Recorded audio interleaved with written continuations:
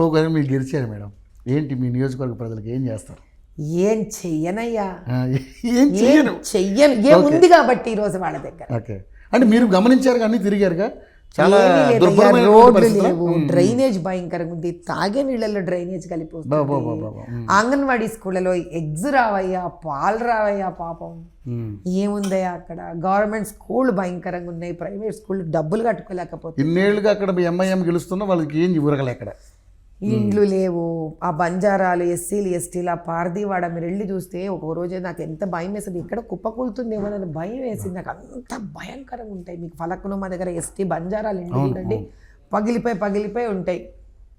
ఇంకా నేను బయలుదేరుతున్నా వాళ్ళ దగ్గరికి. I want to start my padayatra again. మళ్ళీ ఎప్పటి నుంచి?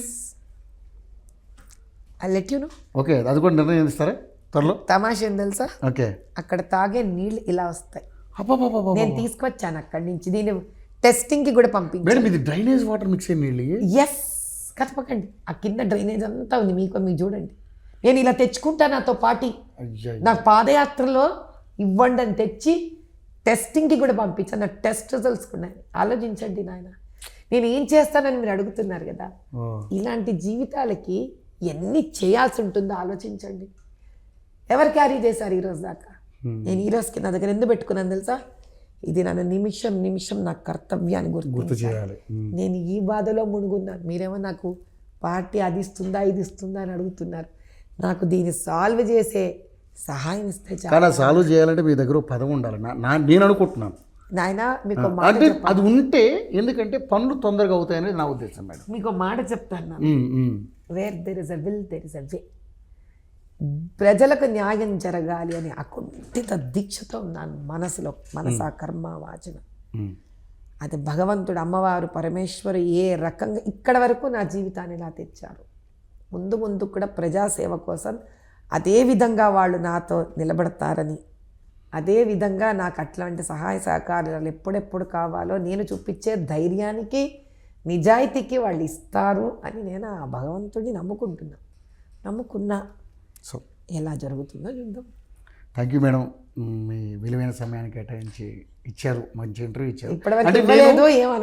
పర్లేదు, ఎందుకంటే మీకున్న బిజీ షెడ్యూల్ మధ్యలో మేము 2-3 సార్లు ట్రై చేసాం, కుదరలేదు. But okay, no problem. But election ముందు చేద్దాం అనుకున్నాను, అయిపోయిన తర్వాత చేశాను. అయినా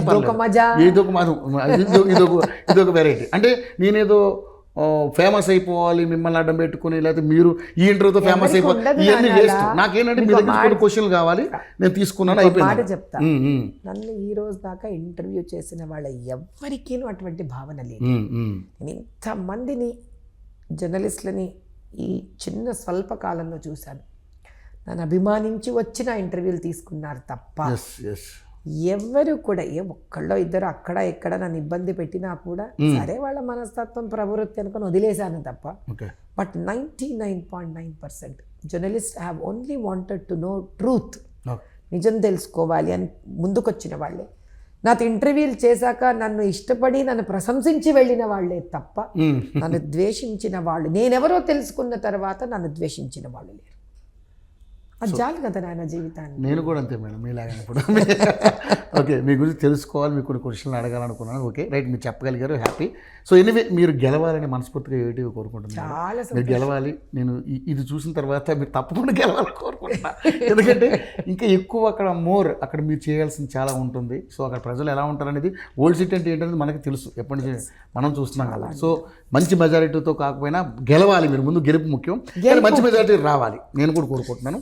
ఒక్కసారి ఎంఐఎం కోటను మనం బద్దలు కొట్టాలనేది నేను కూడా మనస్ఫూర్తిగా కోరుకుంటున్నాను. అంతే. Thank you madam, thank you so much. చాలా సంతోషం.